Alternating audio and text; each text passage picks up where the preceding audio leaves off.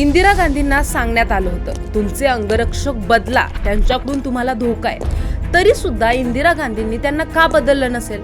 अत्यंत विश्वासू आणि 10 वर्ष सोबत असणाऱ्या त्याच अंगरक्षकांनी इंदिरा गांधींवर तब्बल 33 गोळ्या का झाडल्या?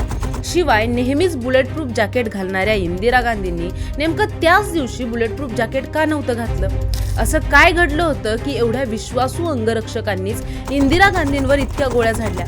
गोळ्या झाडल्यानंतर तेच अंगरक्षक एक वाक्य बोलले, आम्हाला जे करायचं होतं ते आम्ही केलं, आता तुम्हाला जे करायचंय ते करा. याचा नेमका अर्थ काय? शिवाय पंतप्रधान कार्यालयाबाहेर नेहमीच एक ॲम्ब्युलन्स आणि ड्रायव्हर असायचा, पण नेमका त्याच दिवशी ड्रायव्हर सुट्टीवर का गेला होता? आणि त्यामुळे पंतप्रधानांसारख्या एवढ्या महत्वाच्या व्यक्तीला अँबॅसेडर सारख्या गाडीतून दवाखान्यात हलवावं लागलं. आता प्रश्न असा पडतो की नेमकं त्याच दिवशी बुलेट प्रूफ जॅकेट न घालणं, धोका असूनही अंगरक्षक न बदलणं, ॲम्ब्युलन्सचा ड्रायव्हर सुट्टीवर असणं, सुरक्षा रक्षकांची ड्युटी बदलणं, एवढे सगळे योगायोग कसे काय असू शकतात? हा राग फक्त अंगरक्षकांचाच होता की यामागे कोणतं मोठं षडयंत्र होतं? सगळं समजून घेऊया. त्याआधी चॅनलला सबस्क्राईब करा आणि व्हिडिओ शेवटपर्यंत नक्की बघा. दिवस होता 31 ऑक्टोबर 1984चा. दिल्लीत सगळं नेहमीसारखं सुरू होतं.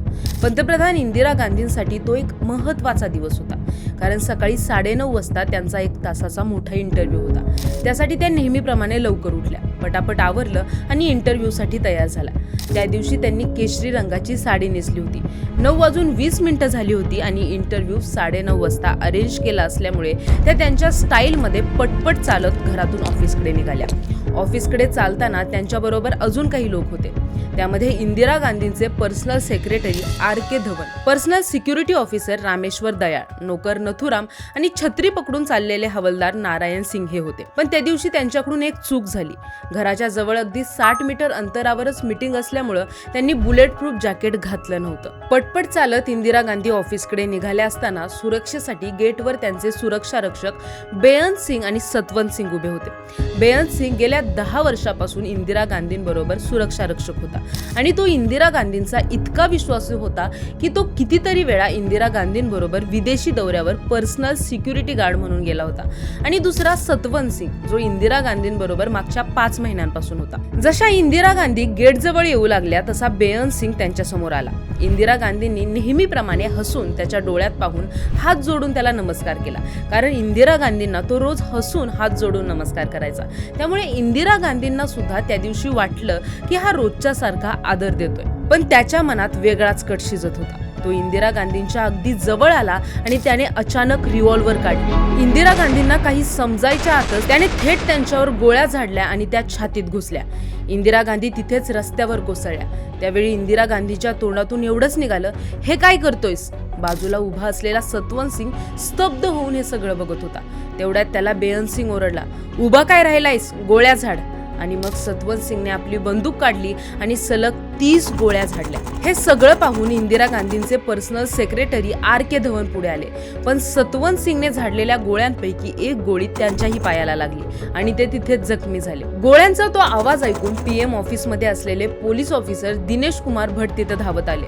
पण तोपर्यंत बेअंत सिंग आणि सतवंत सिंगने आपली शस्त्र खाली टाकली होती आणि त्यांनी शरणागती पत्करली होती. त्यावेळी ते म्हणाले, आम्हाला जे करायचं होतं ते आम्ही केलं, आता तुम्हाला जे करायचंय ते तुम्ही करा. इंदिरा गांधींच्या शरीरावर 33 गोळ्या झाडल्या गेल्या होत्या. त्यातल्या काही गोळ्या त्यांना लागल्या होत्या तर काही आरपार निघून गेल्या होत्या. हे सगळं पाहून तिथं उपस्थित असलेले सगळेच हादरले होते. कुणालाच काही करावं सुचत नव्हतं. पण वेळेचं गांभीर्य ठेवून इंदिरा गांधींच्या सेक्रेटरीने ॲम्ब्युलन्स बोलवली. पण त्या दिवशी नशीब इतकं खराब होतं की दररोज ऑफिसमध्ये 24 तास ॲम्ब्युलन्स असायची, पण त्या दिवशी नेमका ड्रायव्हर सुट्टीवर होता.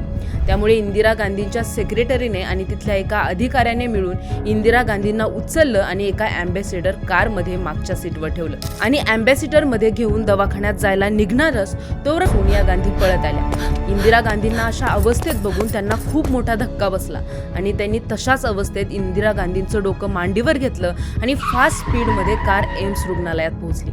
एम्स हॉस्पिटलचं इमर्जन्सी गेट उघडलं गेलं, पण दुर्दैवाची गोष्ट म्हणजे त्या क्षणी तिथं कुणीच उपलब्ध नव्हतं. साधं स्ट्रेचरही तिथं नव्हतं. कसं तरी करून एक स्ट्रेचर आणण्यात आलं आणि इंदिरा गांधींना आत नेलं.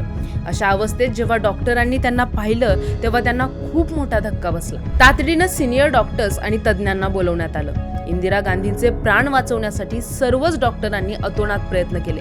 4 तासांच्या त्या धडपडीनंतर त्यांच्या शरीरातून 7 गोळ्या बाहेर काढल्या गेल्या, पण रक्तस्राव इतका जास्त होता की त्यांना वाचवणं डॉक्टरांनाही कठीण वाटत होतं. बाहेर सोनिया गांधी रडून रडून बेजार झाल्या होत्या. त्याच वेळी राजीव गांधी बंगालच्या इलेक्शनच्या कामासाठी बाहेर गेले होते. खबर मिळताच ते तातडीने दिल्लीकडे निघाले. तत्कालीन राष्ट्रपती ग्यानी झैल सिंग परदेशी दौऱ्यावर होते. तेही शक्य तितक्या लवकर दिल्लीला येण्यासाठी रवाना झाले, पण कोणीही पोचण्याआधीच इंदिरा गांधींची प्राणज्योत मालवली आणि भारताची आयर्न लेडी कायमची शांत झाली. थोड्याच वेळात ही बातमी वाऱ्यासारखी पसरली. संपूर्ण देशात शोककळा पसरली. संपूर्ण देश हादरला.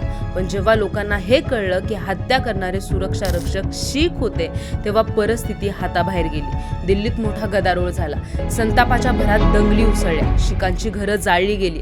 त्यात शेकडो निष्पाप लोकांचा बळी गेला. पण इंदिरा गांधींचे एवढे निष्ठावान सुरक्षा रक्षक असून सुद्धा बेअंत सिंग आणि सतवंत सिंगने इंदिरा गांधींच्या हत्येचा प्लॅन का रचला यासाठी आपल्याला थोडं मागे इतिहासात जावं लागेल. साल होतं 1980.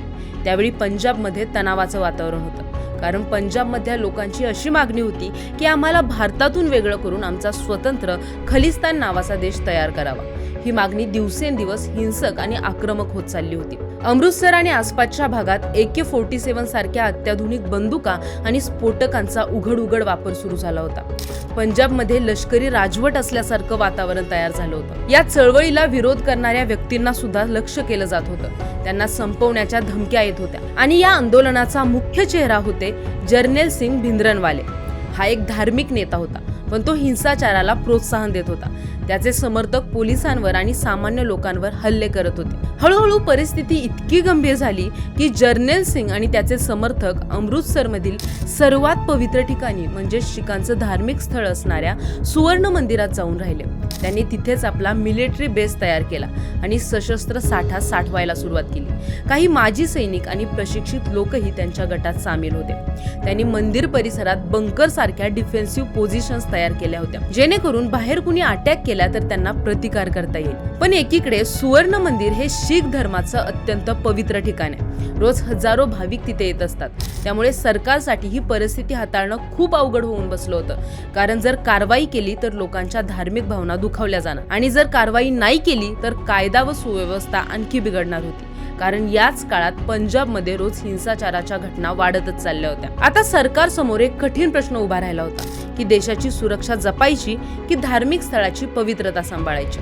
त्यावेळी भारताच्या पंतप्रधान होत्या इंदिरा गांधी. त्यांनी सुरुवातीला चर्चा आणि राजकीय मार्गाने हा प्रश्न सोडवण्याचा प्रयत्न केला, पण परिस्थिती दिवसेंदिवस हाताबाहेरच जात होती. हिंसाचार वाढत होता आणि पंजाबमध्ये कायदा आणि सुव्यवस्था ढासळत चालली होती.